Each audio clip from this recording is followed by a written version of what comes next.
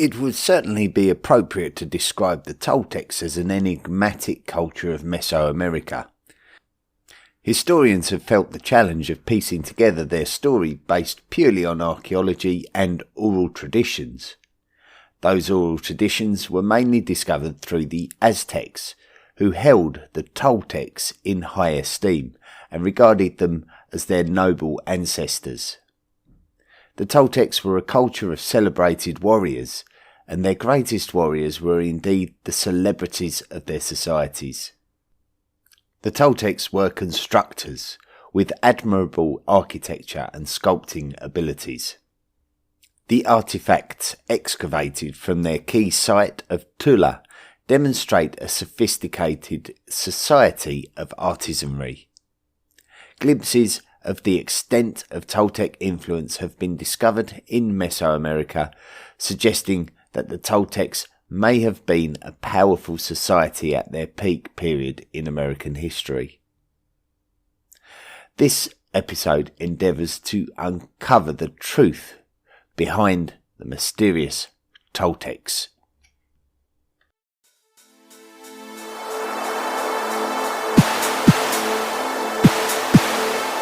The History of the World podcast, written and presented by Chris Hasler.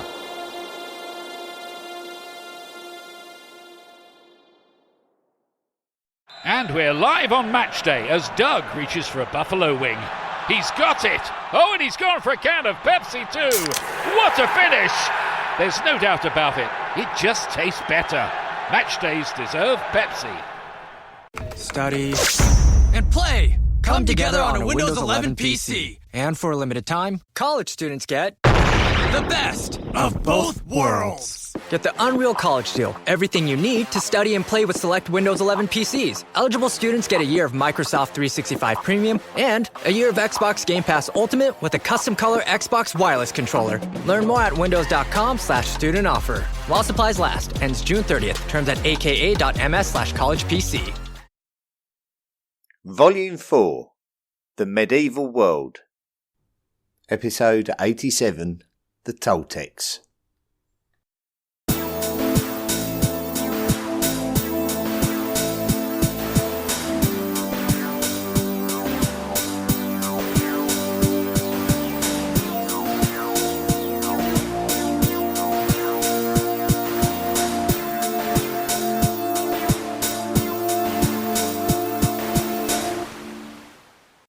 During the previous volume of the podcast, we discussed the mysterious ancient Mexican city of Teotihuacan.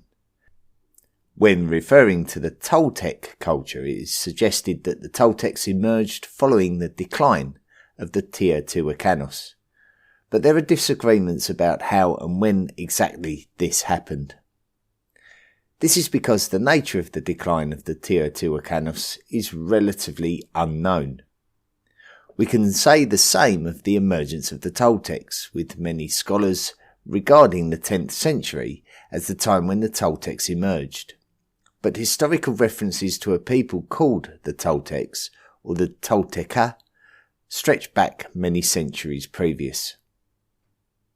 Due to the more well-known Aztecs holding their predecessors, the Toltecs, in such high regard, it would make sense for the Aztecs to sensationalize the Toltec story.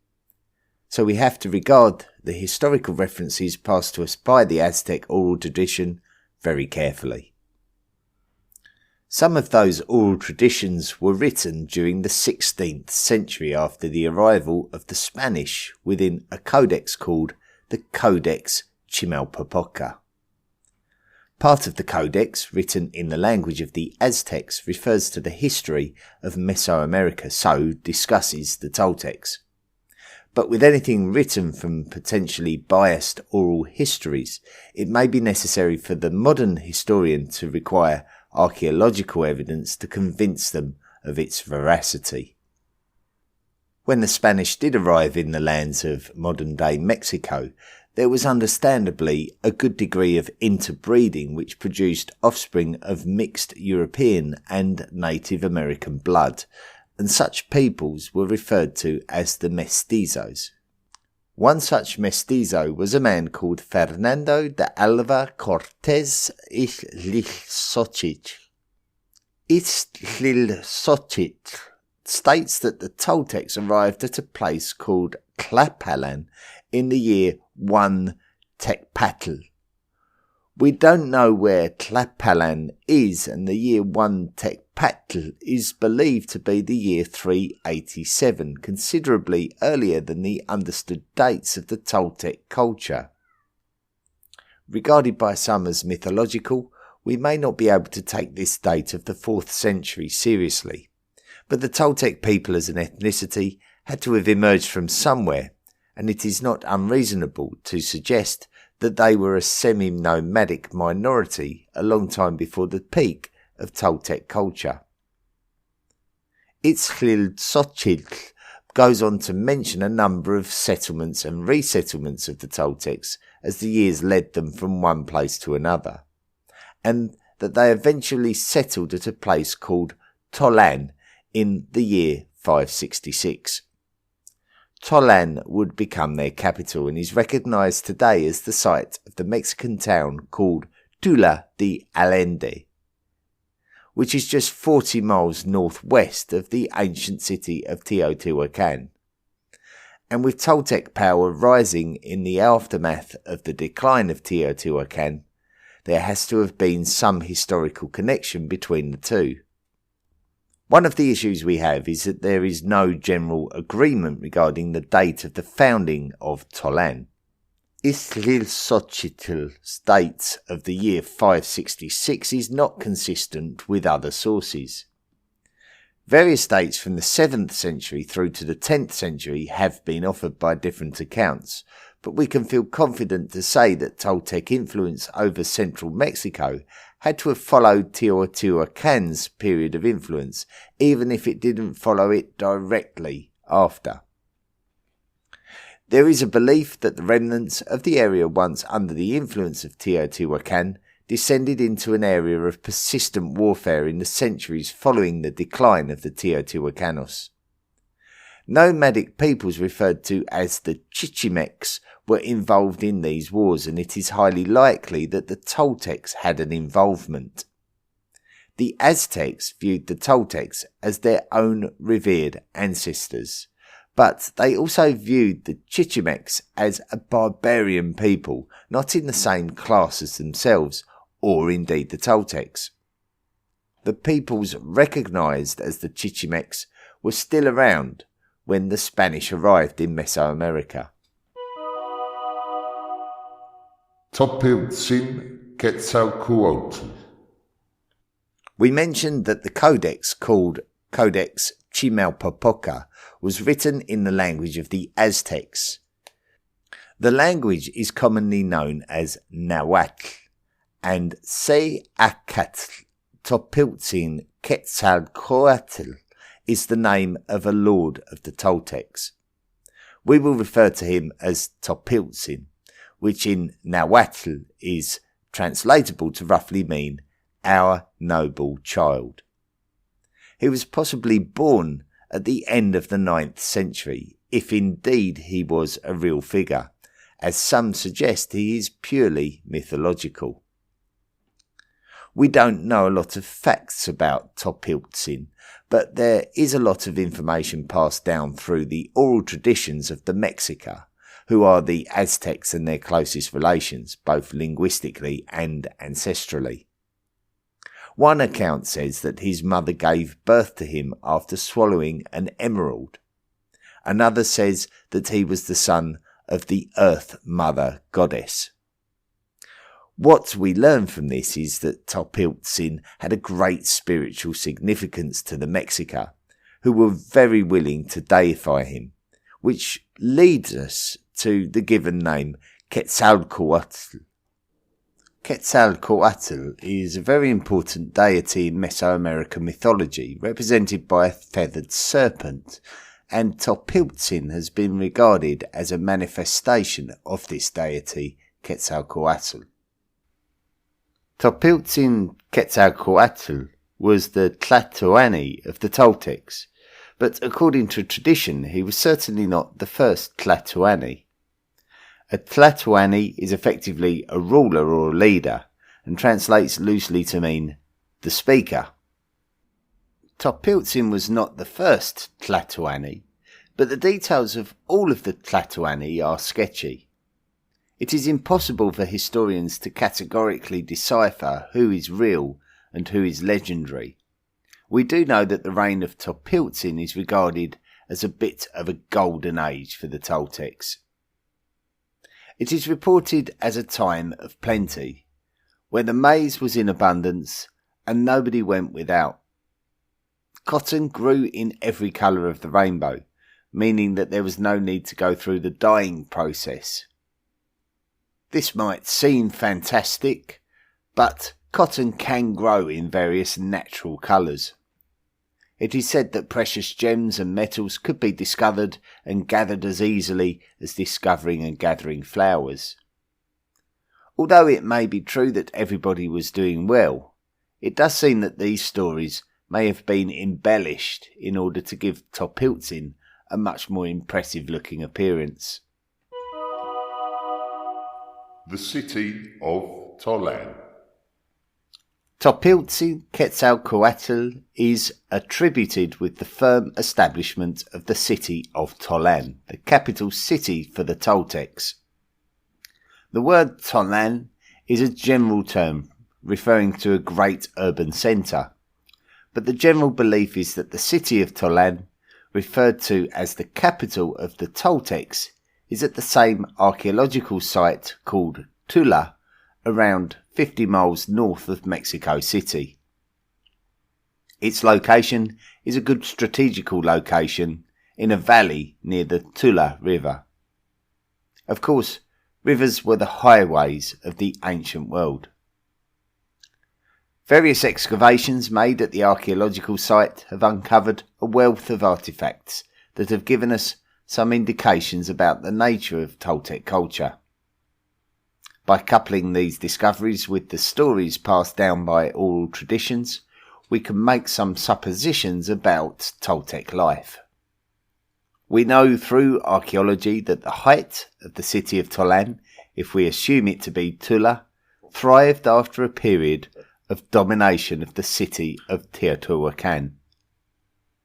Archaeological evidence suggests that there was a substantial amount of time between the fall of Teotihuacan and the rise of Tolan, but one oral tradition tells of how Mixcoatl, the father of Topiltzin, destroyed the city of Teotihuacan so that Tolan could be built and become prosperous. So there is a lot of conflict between the various oral traditions and archaeological data. Nonetheless, there definitely was a significant city at Tula, and there definitely was a significant culture in operation at that city and at this time. So if not the city of Tolan, and if not the Toltecs, who could it have possibly been? As we do not have answers to these questions, we must assume that Tula was the Toltec city of Tolan. So the rest of the episode will look at these artifacts discovered at Tolan and what they can tell us about the culture of the Toltecs, while considerate of the oral traditions that have been recorded and how they correlate with the discoveries. When looking at the various materials excavated, it is clear that the Toltecs had access to materials that originated in places far away from Tolan. This could suggest that the Toltecs had a wide-ranging influence, but it is a more reliable assumption to say that the Toltecs had a wide trade network at the very least, and possibly even received tribute from subservient people.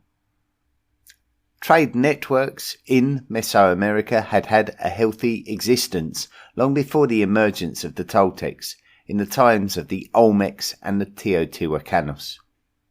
Although many of the artifacts of Tolan would have been looted since their heyday, clues still remained to be discovered about the extent of the Toltec trade network.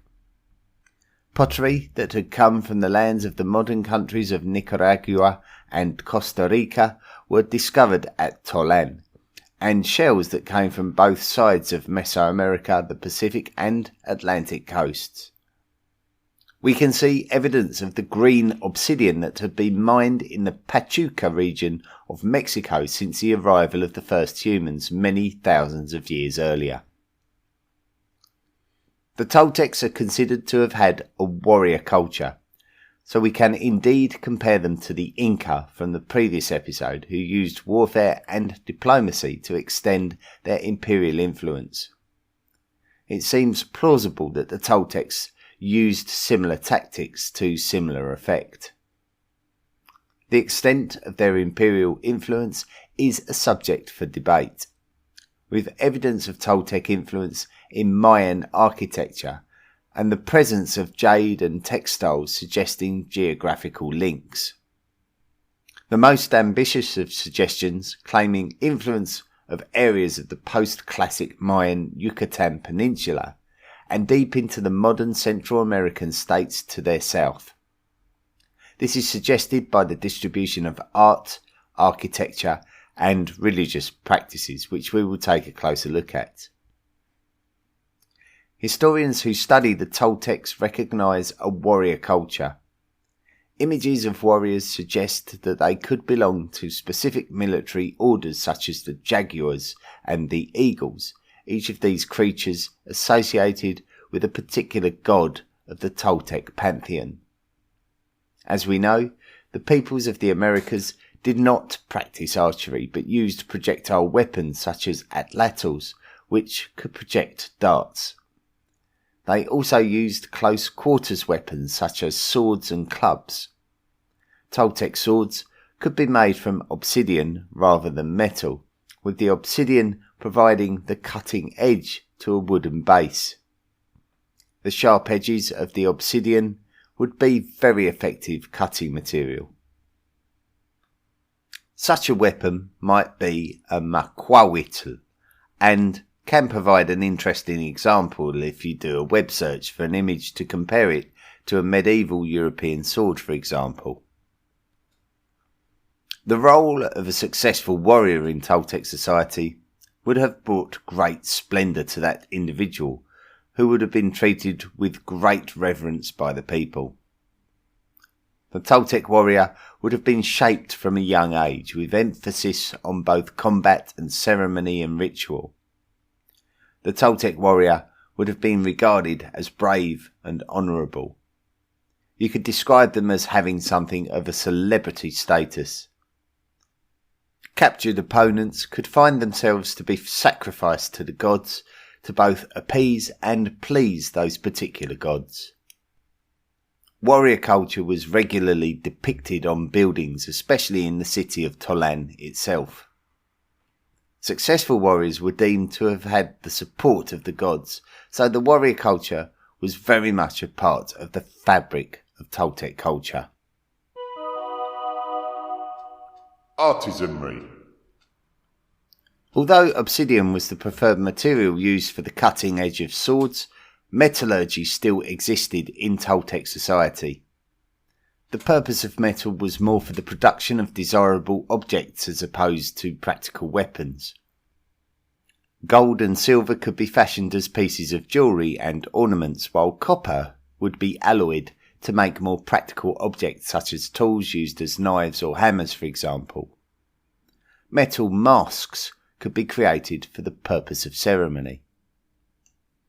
It is highly likely that the Toltecs obtained precious metals such as gold through diplomacy and trade, whether it be the raw material or the created object. However, due to obsidian being favoured as a sharpened cutting edge, the use of metals was not as extensive as a favoured material as in Europe, for example. Obsidian can be best described as a naturally occurring glass-like material found in volcanic areas, which means that it wasn't globally available but was enjoyed by those societies that had access to it. It could also be used for creating jewellery and ornaments due to its attractively dark appearance. The other societies suggested to have been viable trade partners for the Toltecs were the Mixtecs, the Mayans and the Zapotecs. We discussed the Zapotecs in the last volume and speculated about how much influence the Toltecs may have had in their decline. Gold was particularly treasured by the Toltecs and was associated with the sun, which aligned it quite nicely with Quetzalcoatl, the feathered serpent god, who was also associated with the sun. So we can find that gold was frequently used in ceremonial objects such as the ritual masks that we spoke of earlier. Another material used for everyday ceremonial objects was clay. Vessels such as bowls and cups used for eating and drinking would often be made from clay, but also highly decorated ceremonial vessels could be found for the consumption of liquids in relation to rituals. Some of these liquids could have contained hallucinogenic substances, as we have discovered when looking at other cultures of the Americas such as the Chavin. But we have little direct evidence of this in regards to the Toltecs and can only suppose based on the evidence that the Mayans and the Aztecs were using them, in which case we should certainly not be surprised to find the Toltecs using them. The ceremonial objects could be carefully crafted, polished and coloured. Images could be painted or carved into them, including animals such as eagles and jaguars, who were held in high regard and associated with the warrior class, and also the snake was depicted. The feathered serpent god, Quetzalcoatl, was also depicted among other Toltec deities. We can also discover the typical geometric patterns that were often used by pre-Columbian societies of the Americas. Aside from vessels, we also find that ceramic figurines and masks were also created, so ceramics could be used in the same manner and for the same purpose as metals, and we can see a degree of influence in their style from predecessing cultures such as the Olmecs and the Teotihuacanos. The Toltecs are also assumed to have specialised in glazing their pottery using a type of glaze which contained lead oxide and created a glossy metallic finish. This is called plumbate ware and is associated with Mesoamerican cultures of the Toltec era, which would have included the Mixtecs, Mayans and Aztecs. The Toltecs are known for their constructions on a larger scale, including their sculptures and their architecture. Probably the most famous sculptures belonging to the Toltecs are the Atlantean figures, which represent massive versions of Toltec warriors. These kind of warrior statues are not uncommon in Mesoamerican societies from an ancient age, but the four discovered at the archaeological site of Tula are the most considerable. The sculptures are around 15 feet tall and are carved from basalt stone. The Atlantean figures further cement the Toltec reverence for the warrior class and its association with the Toltec deities, especially due to their anthropomorphic features. They carry atlatls and spears and wear armoury to demonstrate that they are indeed warriors. They stand at a location which has been named the Pyramid of Quetzalcoatl, essentially a 5-stepped construction believed to be the temple at the heart of the Toltec capital of Tolan. Like many ancient buildings, if the Atlantean figures were coloured, which we believe was likely, then the colours are all but gone now, and we are just left with the stone statues. It is also believed that they are likely to have been the supports for a type of roof for the temple itself. The Toltecs are also believed to have created the Shakmul figures, something which is also associated with the Mayans and the Aztecs. The Shakmul figures are fascinating and intriguing, as they depict human figures laying in a reclined position on their elbows, with their knees raised and their head twisted to the side almost as if to look at the viewer. Often they can be seen holding a bowl on top of their stomach. Archaeologists and historians have speculated as to what the exact meaning and representation of these figures are. They can range in size from handheld to around 3 feet in length. Their discovery in Tula appears to be centred around areas that would be considered to be centres for ritual, which strongly suggests that they were created to actually be a part of some form of ritual ceremony. The bowl could have been available for sacrificial objects, whether it be ceramic or metallic objects, or even human hearts of sacrificed individuals. It has also been observed that the figures appear to be in emotionless trance-like states, which may indicate that they are under the influence of hallucinogenics. The reality is, though, that with no firm indication from any source about their exact purpose, that most of the suggestions are speculative at best, so we could all have an opinion about what they represent and what their purpose is. It is best to take a look for yourself. The ancient societies of the Americas have always been impressive in regard to their monumental constructions. The Toltecs built what we call pyramids, but when they built them, they didn't have intention to specifically build a pyramid in the way that we may think of the pyramids in Egypt, for example. They would wish to build a raised platform and found that the best structure was a stepped structure that would look like the base of a pyramid. Their aim was to build a platform or a plaza or a ceremonial area, whereas the Egyptians were looking to build a mausoleum which contained things within rather than act as a platform. The Pyramid of Quetzalcoatl, also known to archaeologists as Pyramid B, is a fine example of this, with the 4 Atlantean warrior statues believed to have been the columns to support a roofed area. The Pyramid of Quetzalcoatl sits on the side of a main plaza where another pyramid sits beside the plaza and also a ball court. The ball court would have been used for sport, but the sports played had a deep cultural significance, and we can see this throughout Mesoamerican societies, who all have evidence of such ball courts, right the way back to the Olmecs. In our episode about the Olmecs in the Ancient World volume of the podcast, there is a close look at the origins of the ball court game, and we spoke of it again in our episodes about the Zapotecs and the classic period Mayans. Well over 1,000 ancient ball courts have been discovered in Mesoamerica. Toltec buildings were built with care and precision, and the stonework has survived somewhat, whereas materials that were built with perishables such as wood and leaves have not. For example, if we look at the Pyramid of Quetzalcoatl with its Atlantean warriors, we have supposed that the Atlantean warriors were holding up a roof, but the roof would have likely been a wooden frame with a thatched finish, which has not survived the centuries.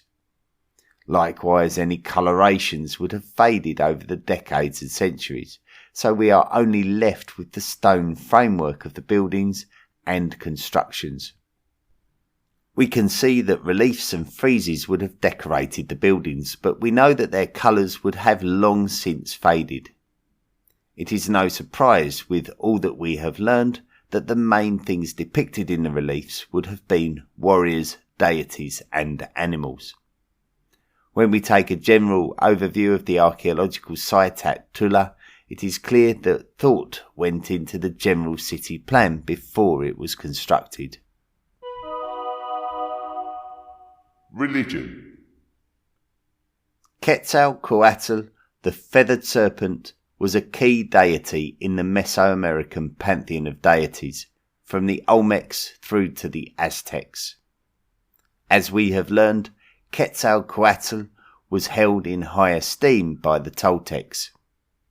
Quetzalcoatl represented a number of aspects of the universe, from wisdom to the wind and many other things besides.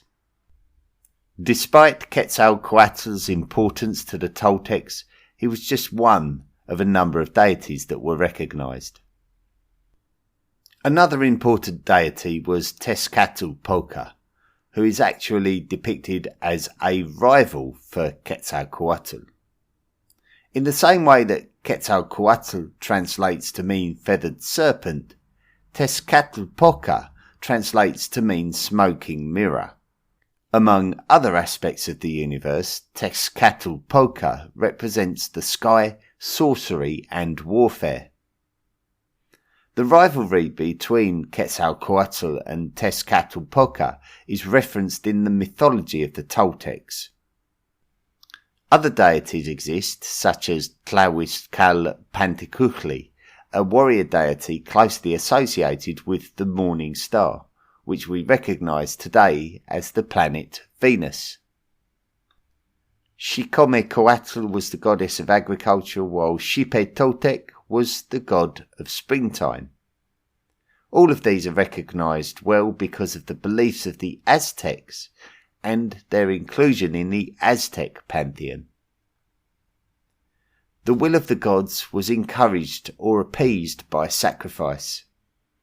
Human remains discovered at the archaeological site of Tula strongly suggests that human sacrifice took place, and this would include children. By our modern standards, this feels like barbaric behaviour, but undoubtedly the Toltecs would have believed that such rituals would have influenced their fate as a collective group, and would have believed it to have been just and necessary.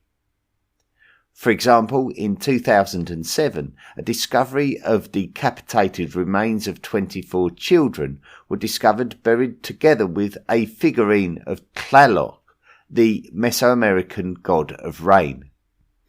This suggests that the Toltecs may have seen it necessary to provide the precipitation required for a successful agricultural yield. Certainly, the Aztecs, who also practiced human sacrifices, referenced the practice taking place at Tolan by the Toltecs. The human sacrifices were just one form of sacrifice, alongside animals and offerings of precious objects. The sacrifices would have been part of a greater ceremony. It is doubted whether humans sacrificed would have been fundamental members of the Tolan community, but more likely to have been captured peoples from other societies. It is difficult with a lack of evidence to definitively prove that the Toltecs used psychedelic substances, as other societies of the pre-Columbian Americas did, to provoke altered states of consciousness, deemed necessary, particularly for the priest class, to perform shamanistic rituals. Due to there being common usage of psychedelics in Mesoamerica by other societies, particularly the Mayans and the Aztecs, it seems likely that the Toltecs would have followed the same traditions. The substances that they likely used include peyote from a small cactus that contains mescaline. In the UK today, this substance is illegal. In the US, it is also illegal, with an exception for particular Native Americans who are permitted to use it for ceremonial purposes. In Mexico, the plant species is protected, so this aids its classification as a psychoactive drug, but once again, native peoples are permitted to use it for ceremonial purposes. Another candidate for Toltec substance use is Teonanacatl, which translates to divine mushroom, and is actually the psilocybin mushroom, but could include other psychoactive mushrooms. This is considered to be a controlled substance in modern Mexico. The seeds of a morning glory plant called ololiuqui has a chemical compound similar to LSD that was also probably consumed by the Toltec priests. The shamanic practices of the Toltecs and their priests points towards a form of ancestor worship which can be supported by the discovery of grave goods that represent ceremonially placed funerary objects. We have found those ceremonial masks of which we spoke of earlier. Ceramic vessels could have been intended to carry food and drink which would help the the buried individual on their journey into the afterlife. Warriors were buried with their weapons. Sculptures such as Shakmul sculptures mentioned earlier in the episode and textiles were also placed in graves. So we can see that the warrior culture and a belief in an afterlife appear to have been a believable aspect of the Toltec religion. Perhaps the greatest warriors may have been expected to continue their noble exploits in the afterworld. Decline. Archaeology points towards the second half of the 12th century as a time when the archaeological site at Tula declined into disuse, a place which may have supported tens of thousands of people in its prime. Evidently, there appears to have been unrest with evidence of burning in parts of the city suggesting a political upheaval. Whether it was due to internal unrest or external invasion is not completely clear. If Tolan was overthrown by invasion, then it may have been down to the barbarians called the Chichimecs. The Chichimecs were made up from various ethnic groups, one of which is believed to be the Aztecs. The people of Tolan may have dispersed into other areas of Mesoamerica, maybe even including the lands of the Mayans in the east. The Aztecs told various stories of how the Toltecs fell, referencing their ruler, a priest king called Waymak. It is suggested that he did something to upset the rain gods, which likely involved not providing the demanded tribute, and the rain gods were angered into preventing rainfall and creating a drought, which caused the decline of the Toltecs. Even though the Aztecs may have been among the Chichimecs who invaded the city of Tolan, it would be the Aztecs who would be the biggest promoters of Toltec culture. The Aztecs would inherit their greatest deities into their own pantheon, and they would claim direct descent from the Toltecs, regarding them as their own warrior ancestors in a bid to legitimize their own high standing in Mesoamerican societies. Much of their artisanry influenced other societies such as the Mayans and the Aztecs, even with the highly regarded Mayan site of Chichen Itza, which has similarities to some of the architecture in Tula, which many historians regard as the Mayan admiration of Toltec techniques, allowing them to be brought into their own culture. Archaeologically, we know very little about the Toltecs, but their legacy is considerable in the history of pre-Columbian Mesoamerica.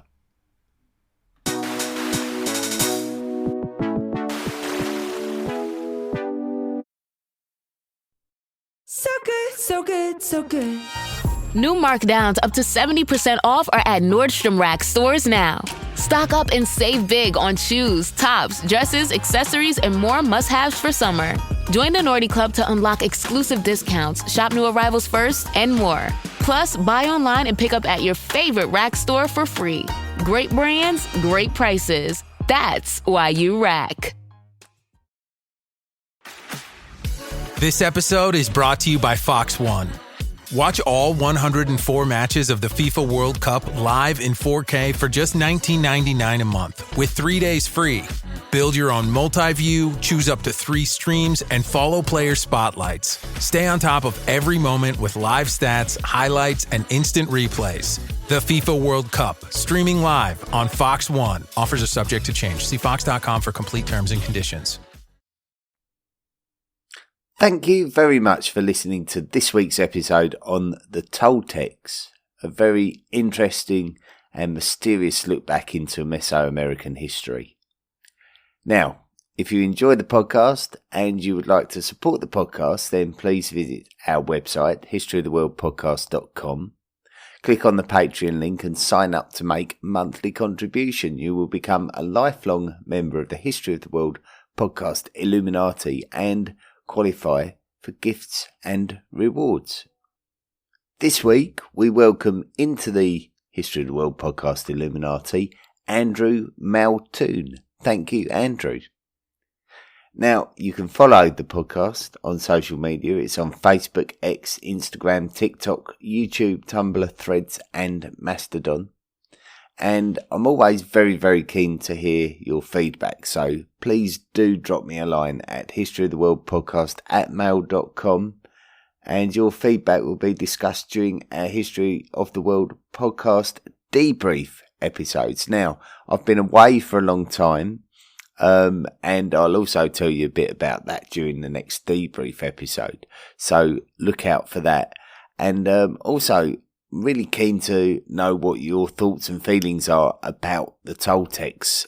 Did you like the episode, and what's your opinion about the historicity? Do you think everything that you've heard is true, or do you think there could be another explanation for this strange site at Tula, for this mysterious site? Anyway, that's it for this week. The next episode, I believe, should be the debrief episode associated with this one. So keep your eyes open for that. And until next time, thanks for listening and be good.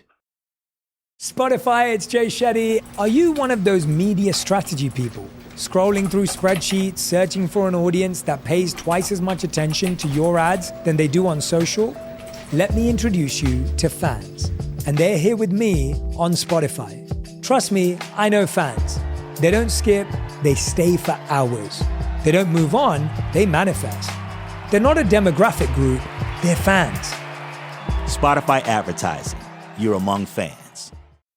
The History of the World podcast, written and presented by Chris Hasler. Please consider making a financial contribution by going to the historyoftheworldpodcast.com website and clicking on the Patreon link. Email the show at historyoftheworldpodcast@mail.com. And don't forget to join our social media at Facebook, Twitter, Instagram, and Tumblr. See you next time.